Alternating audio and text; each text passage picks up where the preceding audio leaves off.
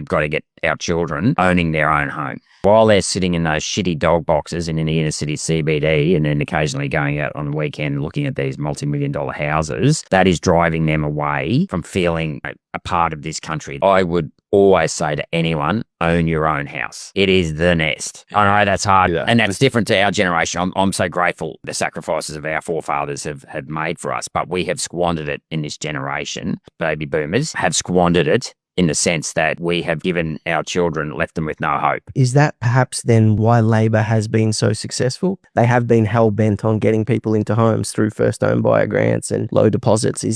Well, that's the best bit of brainwashing. Labor were actually the biggest reason why you don't own a home, because Keating lifted capital controls in 85. The amount of debt held by private banks exploded from $8 billion in 1985 through to $800 billion by 2008. That sent house prices from 4 times average earnings to 10 to 12 times average earnings, sent 2 parents back to work, hence the creation of the childcare industry, drove the birth rate down to 1.5, hence the demand for immigration. So coming back to the 5% deposit, if you had $50,000 in savings, you had to have a 20% deposit for your house. The most you could pay for a house is $250,000, right? At a 5% deposit, the most you can pay for a house is now $1 million.